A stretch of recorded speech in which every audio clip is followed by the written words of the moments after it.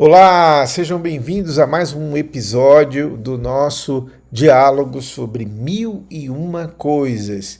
Olhe como é tão especial estar aqui com vocês, compartilhar tantos temas, né? O diálogo tem essa perspectiva de poder navegar em vários temas, ouvir, né?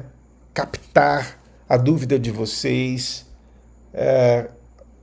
bater um papo com vários autores, com as Sagradas Escrituras e trazer para vocês um norte, um farol que possa dimensionar a vida. E o que é que a gente ganha com isso? O que é que você e eu ganhamos com isso? Eu também cresço, sabe? E eu tenho certeza que ao seu coração não vai apenas informações, vai conhecimento que gera sabedoria. Então, seja bem-vindo a mais um episódio do Diálogos. E hoje eu quero rapidinho ir a nossa pergunta. Viu aí que a vinheta quis repetir-se ao extremo, né? Mas a pergunta é possível ser feliz neste mundo? Me diga aí, você é feliz neste mundo? Qual é a sua experiência? A sua vida é feliz? Você tem felicidade? A felicidade faz parte da vida humana ou nascemos para sofrer? Olha, que pergunta extraordinária. Na verdade, dava para fazer uma série com capítulos, né? E eu vou tentar aqui, neste tempo que a gente sempre reserva para o Diálogos, responder a isso, dialogar com você, convidar você a olhar de uma forma profunda e diferente sobre esse texto, sobre esse tema, né? E quem sabe mexer um pouquinho aí com o seu coração, com a própria visão que você tem sobre felicidade.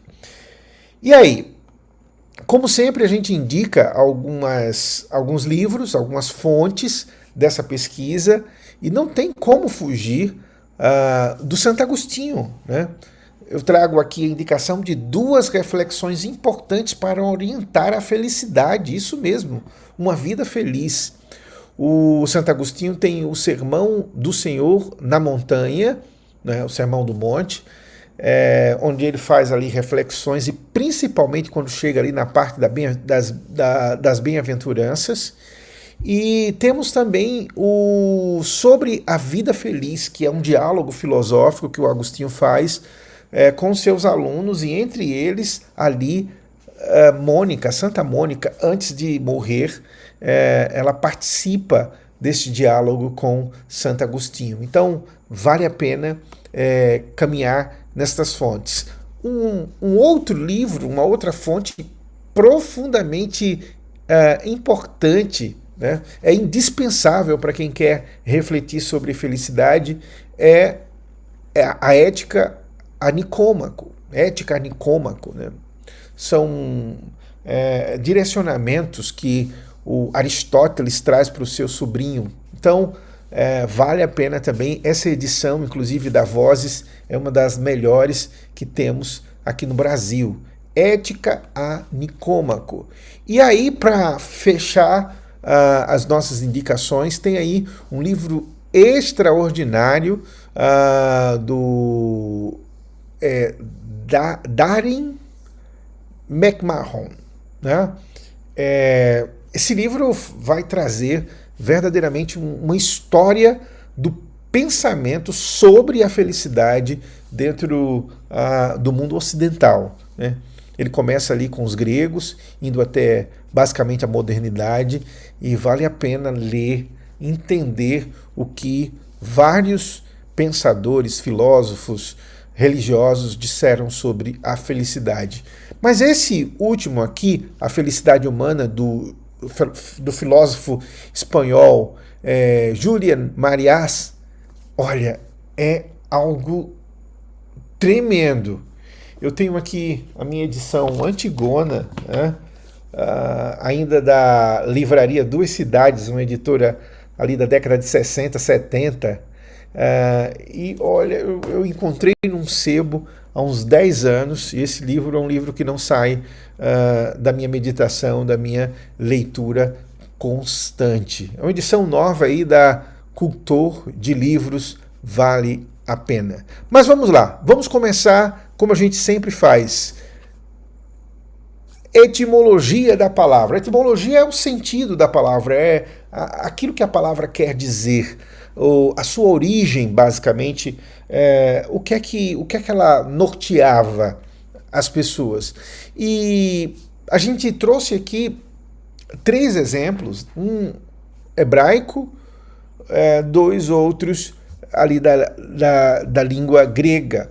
O hebraico é essa palavra que no Antigo Testamento é traduzida por bem-aventurança, bem-aventurado. A mesma palavra, inclusive, que Jesus vai usar ali no Sermão do Monte, quando ele vai lá no capítulo 5 falar do Evangelho de São Mateus, das bem-aventuranças.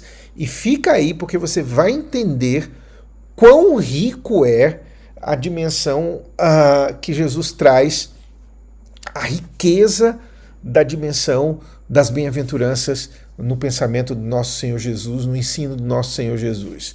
Mas vamos lá. Em hebraico, essa palavra que é ali trazida por Aisheri, significa andar, né? É a ideia de que você é bem-aventurado quando você anda para Deus, quando você está andando para o propósito de uma vida em comunhão com Ele. A felicidade está nessa orientação da sua navegação, da sua jornada, da sua caminhada.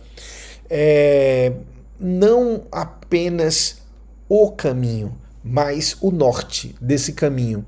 E é interessante que o Salmo 1 já vai nos mostrar isso, porque ele começa assim: bem-aventurado é aquele que... Aí vejam que coisa extraordinária. O salmista, ele lida com 3 coisas que não edificam a nossa felicidade. 3 coisas que destroem a nossa felicidade.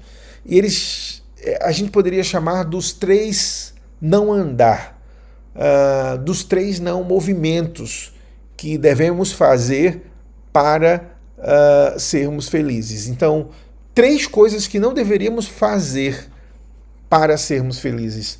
A primeira dela, não andar no conselho dos ímpios. Escuta. A ideia de que se eu permitir que os ímpios, que estão trazendo conselhos destruidores, desçam ao meu coração com seus conselhos, eu vou começar a viver uma vida infeliz. Quantas pessoas estão sofrendo isso, hein? Vivem uma vida abençoada, Deus está ali, está caminhando, aí chega um ímpio e diz: olha, presta atenção nisso, você está se gastando demais, você está se doando demais, e por aí vai. Aí começa aquele peso no coração, tristeza, infelicidade. Aí vem a segunda dimensão, o segundo não andar. E esse segundo não andar tem a ver com se deter no caminho dos pecadores.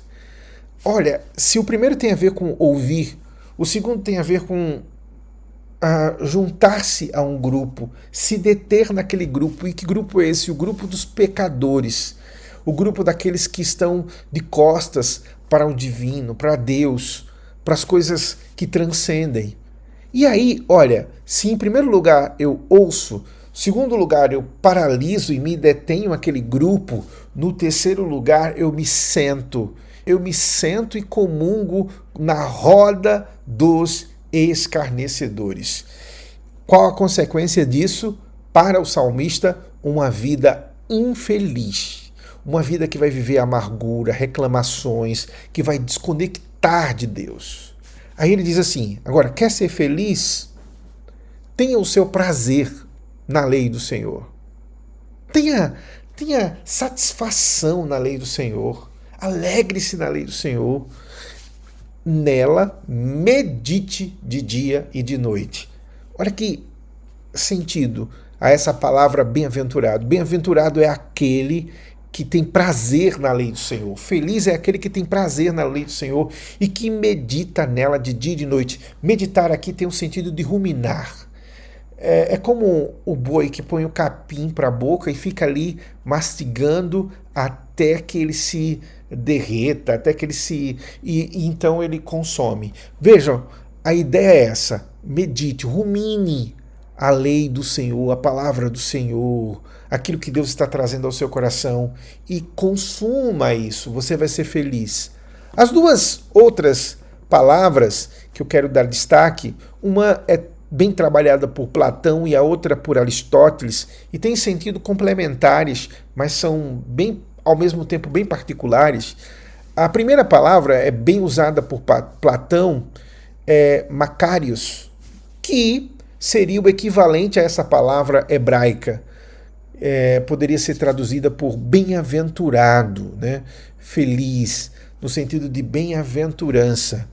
Aristóteles usa outra, também em alguns momentos, Platão também usa essa palavra que Aristóteles vai trazer, mas Aristóteles dá mais destaque a ela e sentido a ela dentro da sua filosofia.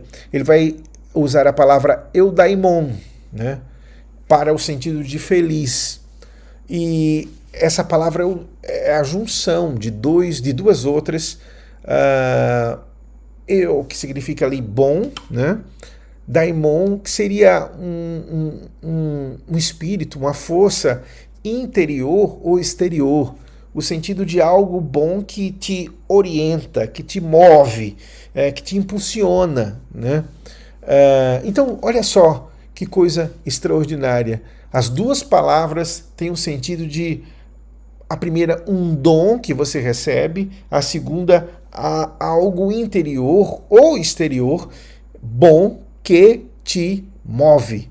É bem verdade que dentro da jornada histórica da filosofia foi se percebendo que também existem os maus daimon, né? Aqueles que nos levam à destruição, à prisão, ao vício. Isso aí a gente vai falar mais adiante. Porém, olha só, eu quero começar trazendo para vocês, de verdade, essa dimensão do que se entende por felicidade. O que significa felicidade nos diversos cenários. Vimos aí no cenário bíblico, hebraico, né? A felicidade seria aí andar, caminhar, marchar para uma dimensão de intimidade com Deus. Dentro da estrutura grega, aí você vai ver duas palavras que se destacam, e essas duas palavras quase que se unem num propósito só, porém são profundamente particulares em sua dimensão. Agora, olha isso aqui, olha só.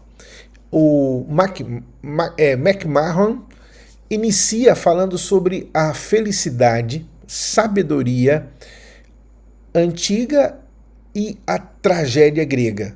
E a pergunta que ele começa ali fazendo é: há felicidade nesta vida? O seu livro vai começar dando destaque a isso.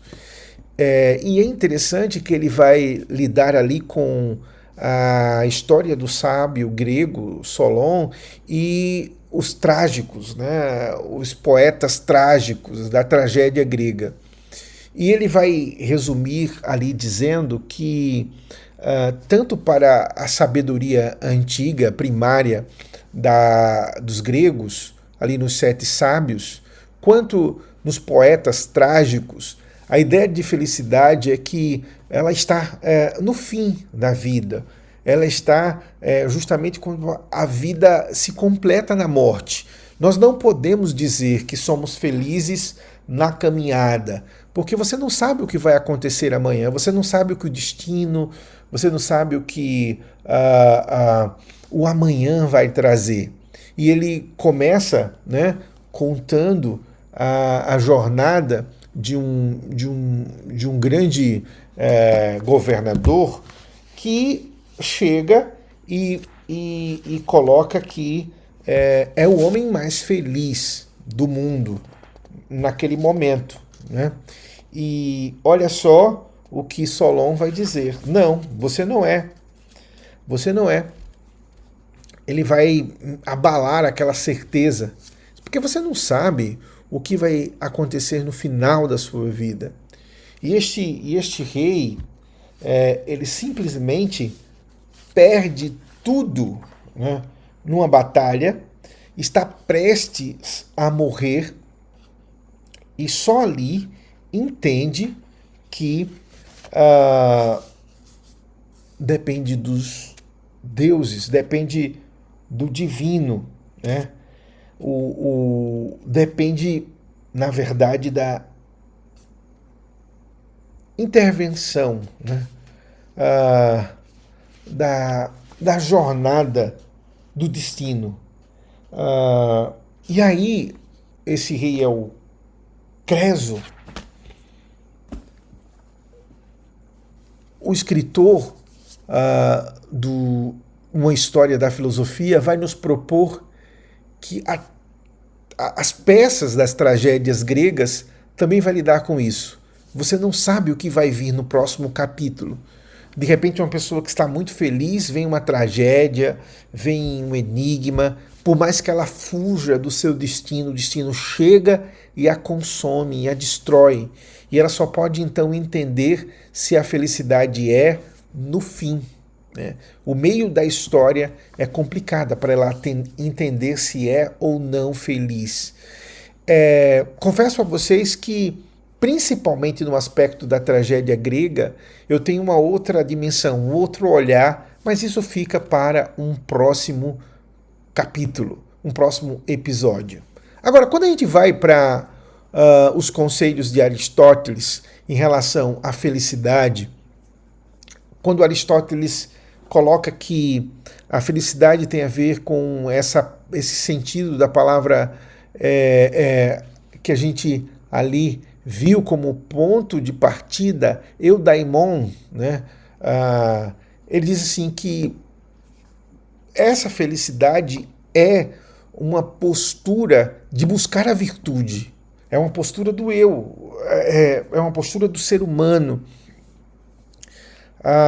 Não tem muito a ver com meramente o destino cego que se propunha entre os trágicos, digamos assim, mas é uma construção, é isso mesmo. Ele diz que a felicidade se aprende, a felicidade se constrói na jornada, né? Isso aqui é muito importante. E uma das coisas que nos torna feliz é simplesmente vencer os vícios que são destruidores, os vícios que destroem a alma do ser humano, né? E aí a busca pela felicidade tem a ver com vislumbrar, né? Considerar a sua jornada enquanto a finalidade dela, o fim, né? Mas não no sentido de dizer assim, será que eu fui salvo de todas as tragédias? Mas no sentido de entender que eu tenho um propósito, que eu tenho uma finalidade, que eu tenho que seguir até aquela finalidade, né? Então, Aristóteles vai trabalhar muito essa dimensão. Olha o que ele vai dizer aqui no Ética a Nicômaco. A pessoa feliz, portanto, possuirá esse elemento de estabilidade em questão e permanecerá feliz por toda a vida, já que estará sempre, ou ao menos, na maioria das vezes, ocupado em fazer e contemplar as coisas que estão em conformidade com a virtude, né? Mesmo na adversidade, mesmo quando as coisas estiverem dando erradas, mesmo quando as tragédias acontecerem, ela vai saber que há um propósito, que há uma dimensão que ultrapassa tudo isso e ela precisa perseverar nessa dimensão da felicidade. E olha aqui 5 coisas que o Aristóteles aponta para uma vida feliz. A primeira é que a felicidade está ligada ao bem. Tender a um bem. Se você opta pelo erro, para Aristóteles você vai ser infeliz. Ainda que o erro traga prazer, ainda que o erro traga uma alegria momentânea. Há uma frase, né, de Santo Agostinho que diz assim: muitas pessoas trocam uma hora de prazer por anos de sofrimento e culpa. E essa ideia de que se você busca o bem, você é uma pessoa feliz, é um ponto de partida da teoria filosófica de Aristóteles sobre a felicidade. A segunda coisa que ele coloca é que a felicidade é não ter privações. E aqui é interessante porque nós não podemos confundir privações com carências. Carências é quando você quer ter, deseja ter algo que você não tem, certo? Mas privação é quando você não usa algo que você tem. Você está sendo privado daquilo. Então pensa aí, o que é infelicidade para a relação de pais e filhos? É quando está sendo privado a intimidade, a honra, a educação, a afetividade entre os dois. Qual é a privação na vida de um homem e uma mulher casados? É a falta daquilo que o casamento deve proporcionar. Respeito, relacionamento íntimo. Então, quando isso falta, quando aquilo que você tem e deveria viver, contemplar, comungar, quando essa privação acontece na sua vida, você é uma pessoa infeliz. Você se torna uma pessoa infeliz. A outra coisa que Aristóteles vai dizer que é feliz aquele que basta a si mesmo. E aqui não no sentido prepotente dessa reflexão, mas no sentido de não depender de outra pessoa para ser feliz. No sentido de entender que a gente precisa ter a dimensão de quem somos, da nossa completude, das coisas extraordinárias que Deus nos deu, olhar para a nossa própria vida e dizer, poxa, eu tenho esse dom, eu tenho... Olha que coisa extraordinária aqui. Então, é não fazer com que a sua felicidade esteja atrelada à resposta de outra pessoa. A quarta coisa é aquilo que a gente já falou no início, mas eu quero aqui repetir a ideia de que a felicidade está na virtude, no equilíbrio, certo?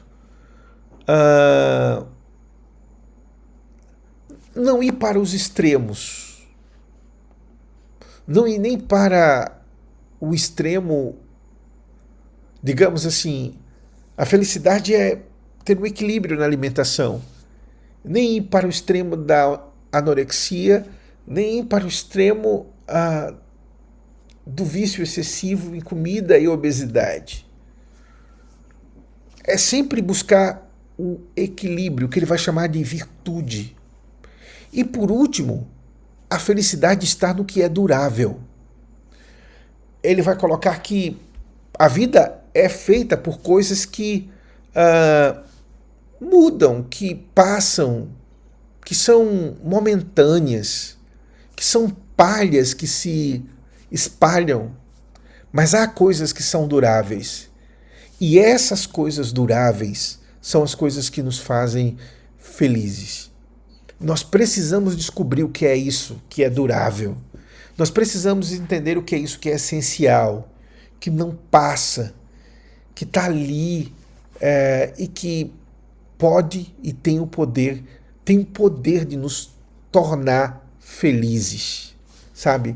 O problema é que muitas vezes nós estamos em busca do que passa, nós estamos apenas em busca dos amigos passageiros, em busca de bens que passam, em busca daquilo que se corrompe. E nós esquecemos daquilo que é o essencial, daquilo que é pleno, que não muda, o imutável, né? Então, essas 5 coisas norteiam a percepção da felicidade em Aristóteles. Olha só, aqui ainda tem um vestígio da semana passada, né? Mas olha, como então Platão vê a felicidade? Principalmente nesses 2 livros, O Banquete e As Leis. As Leis, inclusive, é o último livro de Platão, né? Não mais na forma de um diálogo, mas na forma de um tratado que ele escreve como regras para uma vida plena na cidade. Ele vai trabalhar a relação do homem com uma virtude que é transcendente a ele. Então, o que é ser feliz? É buscar o bem supremo, a beleza suprema, a justiça suprema. É buscar compreender o que é, por exemplo, a verdade e buscá-la. Deixar de viver uma vida de mentira, uma vida de injustiça, uma vida marcada pela feiura. E compreender que tudo isso é transcendente, tudo isso tem a ver com valores que são imutáveis, que não são relativos, que não são negociáveis, né? E aí, olha só, ele vai dizer que ser feliz é amar as coisas boas, viver a justiça, a verdade e a beleza. Amar o bem e possuí-lo. Não é apenas viver uma vida de teoria, é abraçar uma relação que traga aquilo para mim, que marque o meu caráter, a minha face, o meu ser, a minha alma.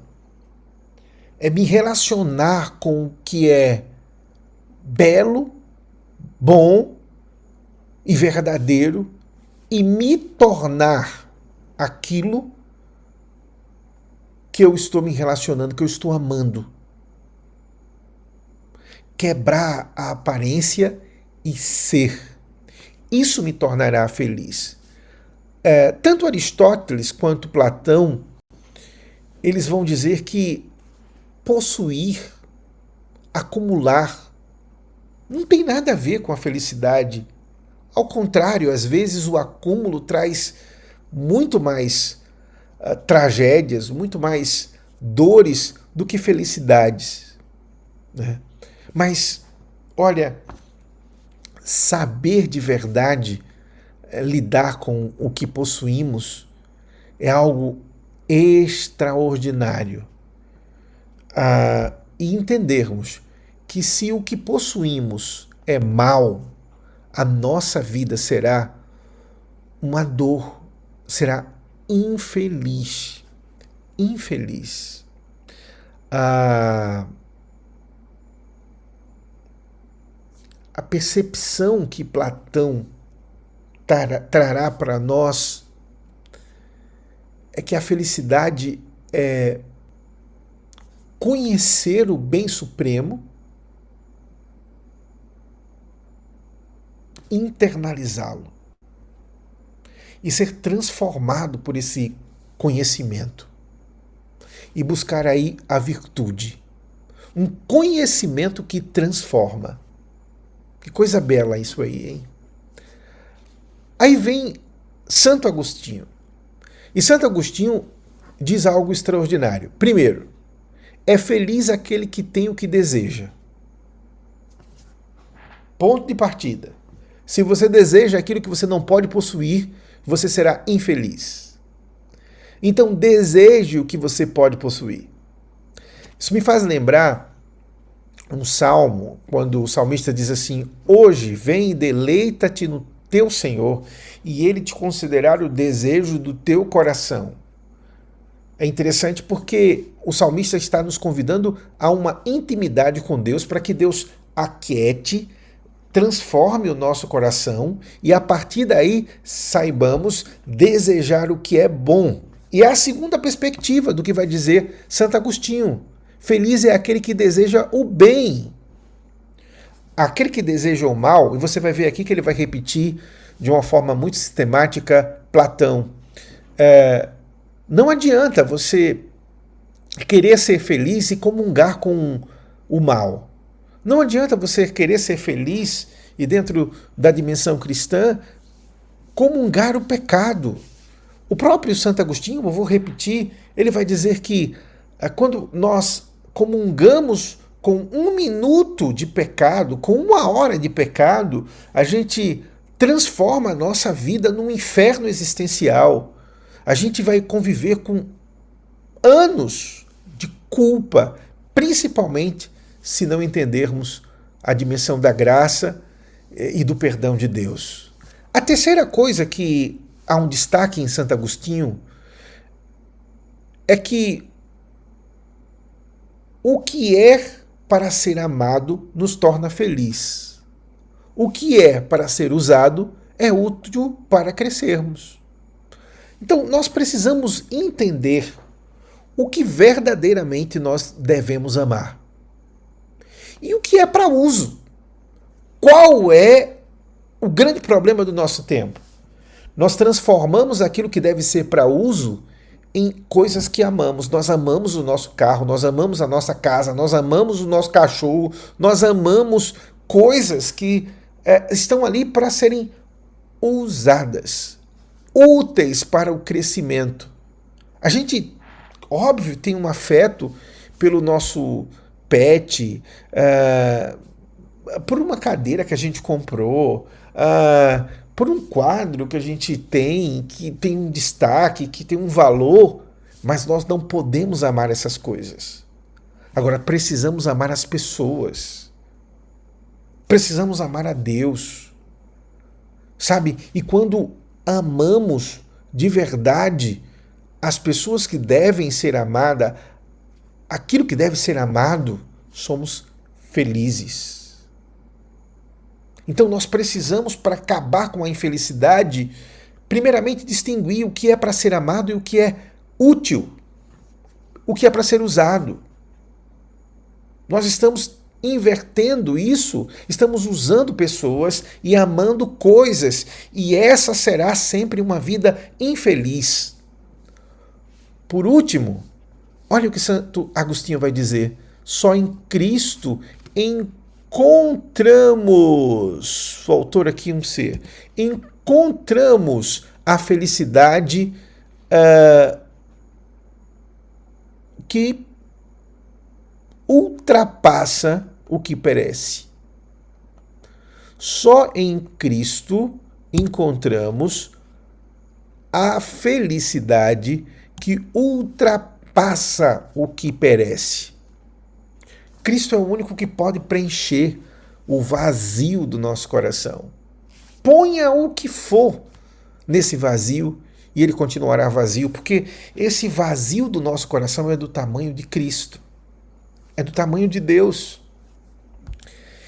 E é interessante perceber que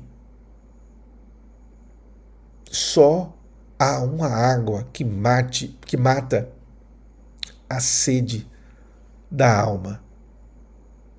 E nós não podemos fugir desta realidade.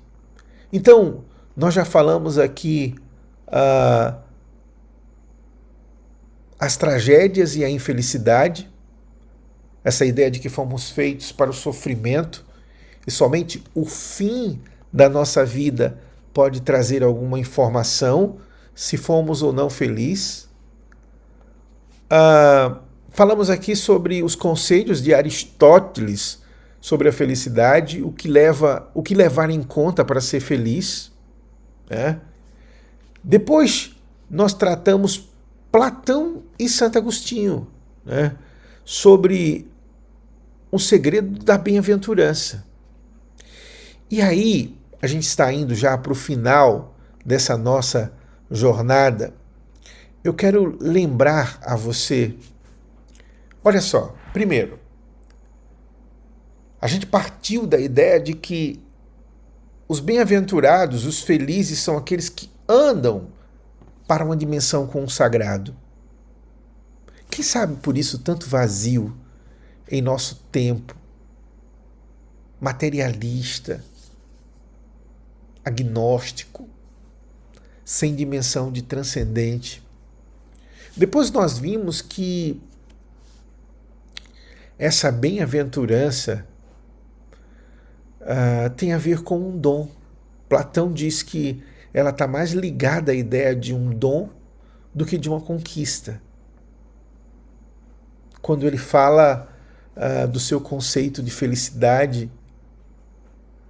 E aí, depois vem o Aristóteles e nos dá a dimensão da felicidade como essa escolha da virtude, essa busca por ser virtuoso, por lidar com o bem, ter uma finalidade na vida. Não tem a ver com posses, conquistas, títulos. É muito mais do que isso.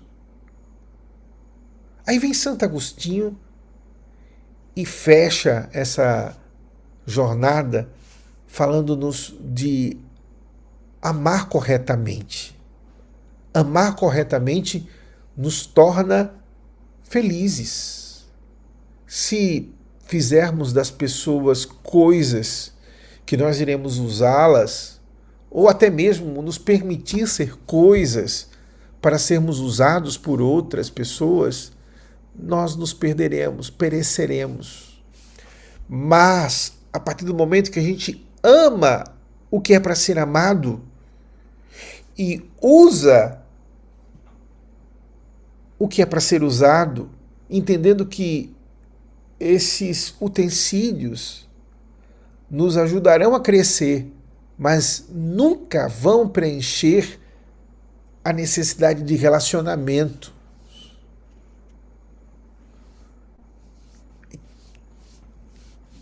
Qual a coisa que você tem mais relacionamento, mais intimidade com ela? De repente é o seu celular, de repente é o seu computador, de repente é a sua TV. O quarto, antigamente, era um lugar de intimidade, de descanso. Hoje é um lugar de ocupação. Estamos sempre ocupados dentro dos nossos quartos, seja com a TV, seja com o computador, seja com aquilo que nos leva para fora do nosso quarto. Já pensou nisso? Aquele lugar de intimidade já não é mais. E aí, Santo Agostinho vai dizer que só em Cristo podemos matar a sede que nos torna infelizes. E compreender que o que verdadeiramente nos torna felizes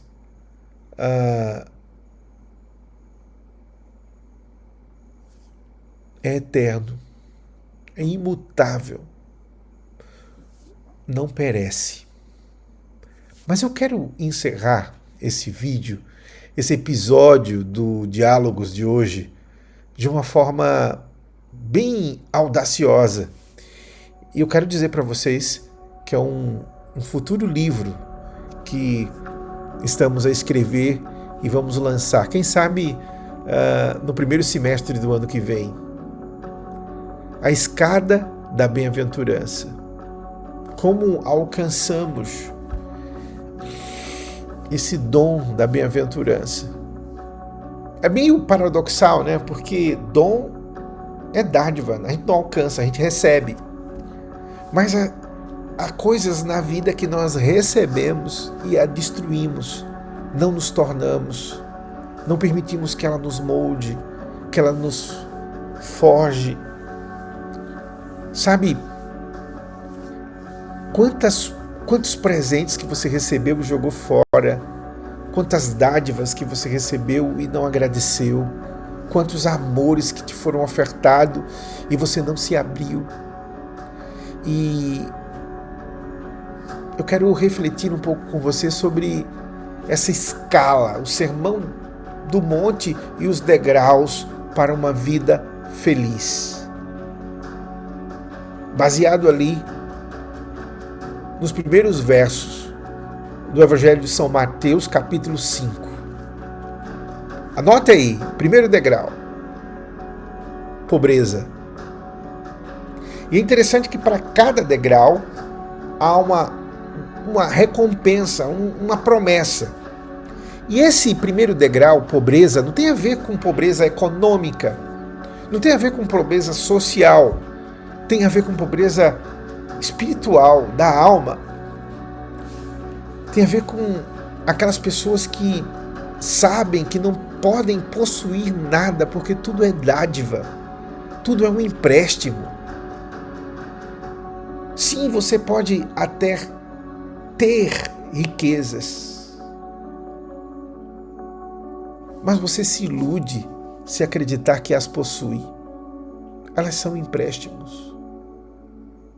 Podem ser hoje e não podem ser amanhã. Mas aqueles que não permitem que isso adentre e sequestre o seu coração, eles possuirão o reino de Deus. Foi por isso que Jesus disse que um rico não entra no reino de Deus. Não tem a ver com, mais uma vez, riqueza econômica e social.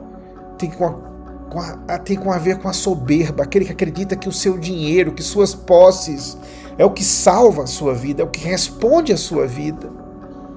Então, a gente precisa aprender a ser pobre, a depender, a estar sempre pronto para entender que dependemos de Deus. Se o Senhor não edificar a casa, em vão trabalham os que edificam. Segundo degrau, chorar. Chorar, não lágrimas de crocodilo. Chorar porque se arrependeu, chorar porque está sentindo dor, chorar porque se é frágil. Revelar-se. Quem chora, um homem que chora diante de sua esposa, está se revelando sua dor. Uma esposa que chora diante do seu marido está revelando sua dor. Derramar as lágrimas da sinceridade do coração é derreter o coração de Deus. Deus não resiste às lágrimas, por exemplo, de uma mãe. Alguém que chora de verdade é bem-aventurado porque recebe o verdadeiro consolo. E que maravilha ter um abraço quando você chora. Ter alguém que estará ao lado quando você chora. Terceiro degrau, mansidão.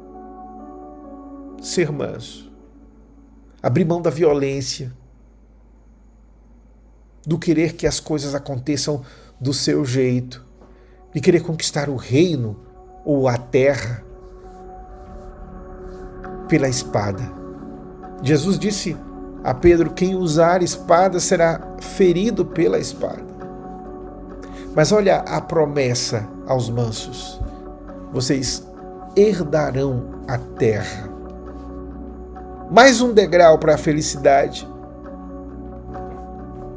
Fome e sede de justiça. Quando você mora num país onde a corrupção, onde a injustiça não gera mais indignação, quando um pai injusto um filho injusto é ovacionado, você entende que está morando numa nação doente, numa família doente. A justiça é dar o devido a cada um. E aquele que tem fome e sede de justiça será bem-aventurado, porque ele será farto por Deus. Mesmo que todas as pessoas, mídias, políticos, estejam num caminho contrário, continue com sede e fome de justiça. A promessa é: você será farto. Outro degrau, misericórdia. Bem-aventurados os misericordiosos. O misericordioso é bem-aventurado. A misericórdia é se colocar no lugar do miserável e ter misericórdia dele. Olhar para ele com o sentimento de Deus, de amor, de piedade, de compaixão. Aquele que é misericordioso recebe misericórdia, porque ele está trazendo para si uma qualidade divina. Veja como esses degraus são importantes. Primeiro, você percebe que nada possui, tudo é dádiva, tudo é um empréstimo. Aí você chora, você se quebranta, você se coloca diante de Deus, você se arrepende. O choro de um coração arrependido, o choro de Davi no Salmo 51. Você, então, anda mais um pouquinho, o degrau da mansidão. Você não colabora com a violência, com a destruição, com a postura intolerante em relação ao outro. E aí você começa a ter fome e sede de justiça. E olha, para cada degrau que você sobe, para cada virtude dessa que você vive no seu coração, Deus te recompensa. E aí, quando você chega à misericórdia, o próximo degrau extraordinário, um místico e pensador da igreja medieval, Bernard de Claraval, ele diz assim: a misericórdia é o elemento necessário para se chegar ao próximo degrau. Um coração puro, limpo. Ninguém possui um coração puro sem passar pela misericórdia, sem ser misericordioso. Aquele que não é misericordioso não consegue ter um coração puro e ver a Deus. Então, depois de tudo isso, Jesus diz que simplesmente seremos pacificadores e seremos chamados filhos de Deus. Olha que coisa linda! Olha que coisa linda! Pobreza vai possuir o reino. Choro vai ser consolado. Mansidão herdará a terra. Fome e sede de justiça será farto. Misericordioso receberá misericórdia. Limpos de coração verão a Deus. Pacificadores chamados filhos de Deus. E aí ele diz: e por causa de todas essas coisas, vocês vão ser perseguidos pelo meu nome, por causa do meu nome. Mas não se preocupem, que vocês serão bem-aventurados, porque vocês vão ser cuidados Sabe, que coisa extraordinária, hein?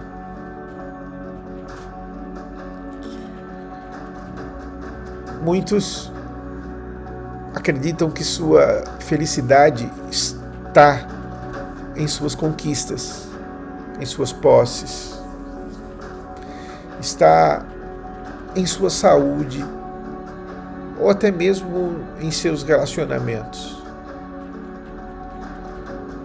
Sim.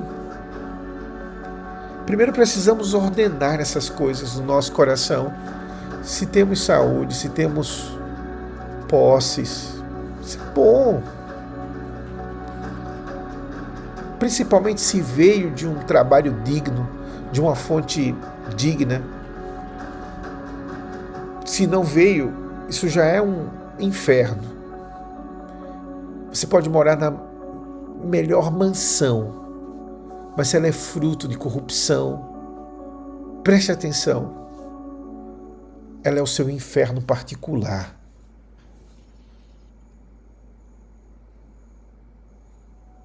Mas, quando possuímos o que é fruto do bem, do trabalho de nossas mãos, e aquilo é abençoado por Deus, o casebre ou a mansão mais extraordinária são um paraíso, um lugar da presença de Deus.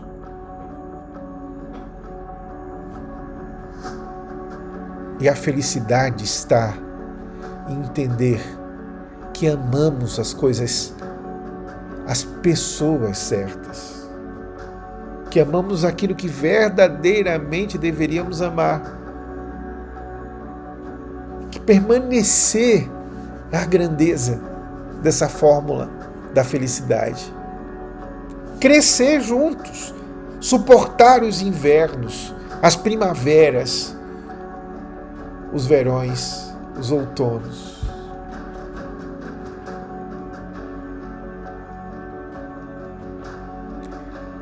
A felicidade está em perceber